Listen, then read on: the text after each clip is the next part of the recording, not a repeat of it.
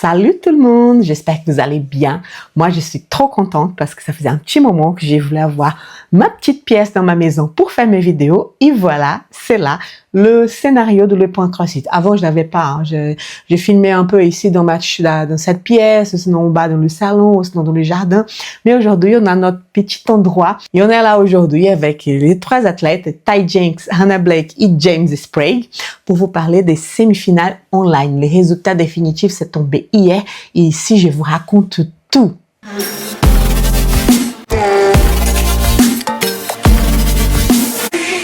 Si vous venez d'atterrir ici, je me présente, je m'appelle Bianca Sequier, je suis une passionnée de CrossFit. Et ici, dans cette chaîne, je vous parle des compétitions, je vous parle des athlètes. Moi, je voyage beaucoup pour voir ces compétitions. Je suis toujours branchée parce que j'adore. C'est une passion, vraiment. Tout a commencé au Wodapalooza, la première fois que je suis allée.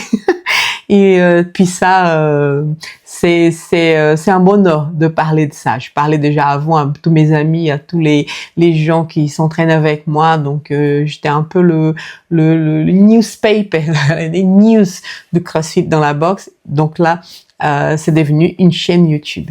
Ça fait quelques semaines qu'on accompagne les semi-finales de CrossFit Games qui vont dire à notre communauté quels sont les athlètes, les 30 femmes et les 30 hommes le plus fitness en ce moment qui vont pouvoir aller au CrossFit Games.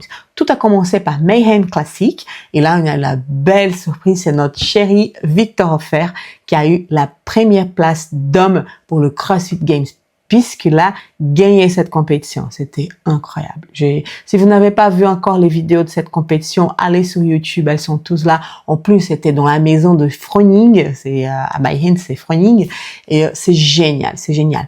Donc, il y a eu pas mal de semi-finales. On a eu le Mayhem, on a eu le French Throwdown, on a eu le Madrid classique, on a eu Norcal, on a eu Legend Del Mar, on a eu le Torian en Australie, le Renegade en Afrique du Sud, la brésilienne, le Copa Sur. Donc, on avait 23 athlètes hommes et 23 femmes déjà qualifiés pour le CrossFit Games. Donc, il manquait 7 places. Donc, il y a quelques jours, CrossFit a libéré ses épreuves et les athlètes ont pu la faire, la filmer. Il fallait avoir 2 juges. Il fallait suivre tous les protocoles de CrossFit. Et donc, les athlètes, ils ont fait le job.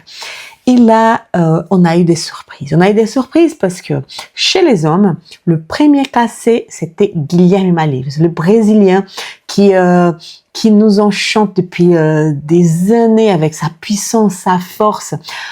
Il était c'est vrai que c'était un peu compliqué de parier sur Guilherme Malheiro puisque la dernière compétition qu'il a participé, c'était le World Fitness Project, le tour à Londres. Moi, j'étais là, j'ai vu et vraiment, on se disait, mais c'est pas lui, c'est pas Guilherme Malheiro, ça lui ressemblait pas du tout. C'était tellement bizarre que Guilherme Malheiro, il est un athlète Pro-4, donc ça veut dire qu'il a un contrat avec World Fitness Project. Et pour cette compétition, il a fini en 30e, c'est de jamais vu. Donc c'est vrai qu'il y avait pas beaucoup de monde qui pariait sur lui parce que il s'est présenté sur Instagram, il a dit non mais je m'entraîne sérieusement, je veux cette place. Mais on se posait la question, est-ce qu'il aura le temps de rattraper ce temps perdu? On ne savait pas, mais bon, il a fait une superbe compétition online.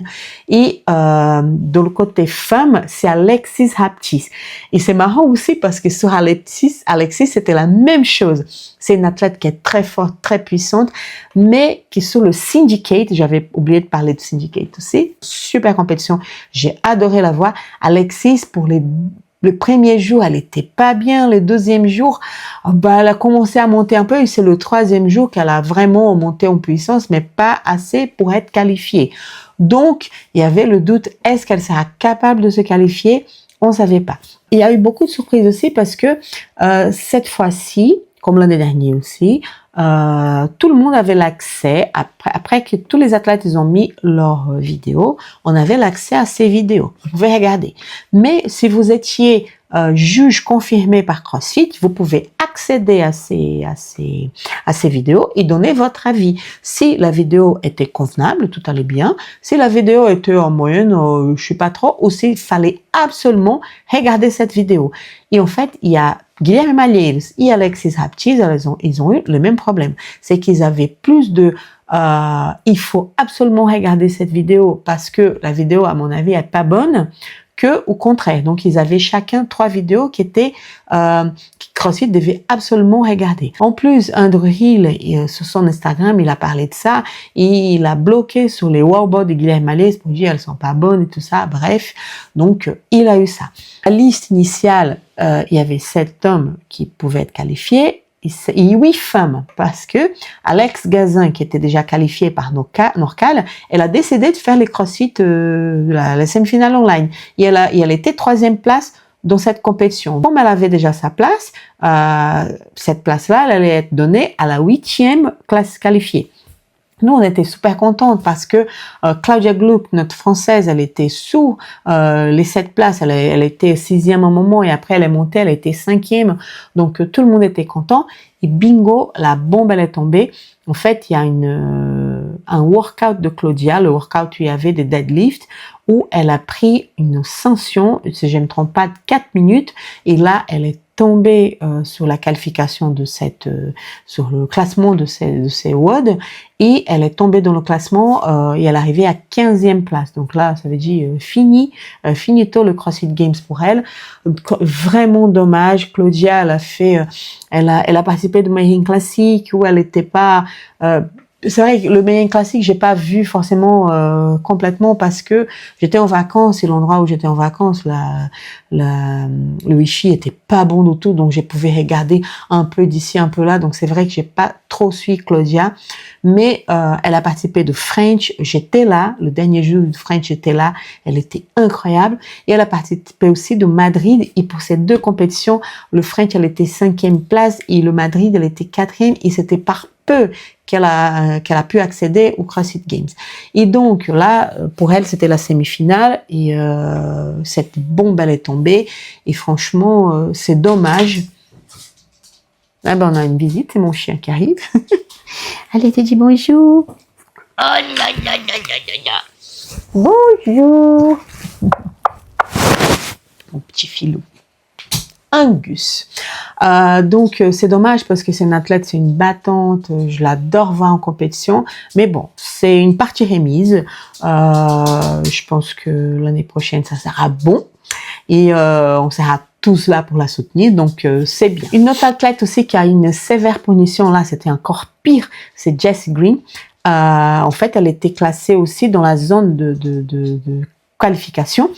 Et d'un coup, elle est tombée à 251e position. Et là, tu te dis, mais qu'est-ce qui s'est passé? En fait, sur 3 workouts de cette athlète, une très jeune athlète, ils ont mis 0. Parce que, en fait, il y a eu un problème de juge. Le juge qu'elle avait déclaré, apparemment, il n'avait pas tous les crédentiels, il ne pouvait pas juger. J'ai pas très bien compris, mais c'était un problème de juge. Donc, elle était déqualifiée et pas de CrossFit Games cette année pour elle. Notre athlète qui nous a fait une belle surprise, c'est Patrick Verne.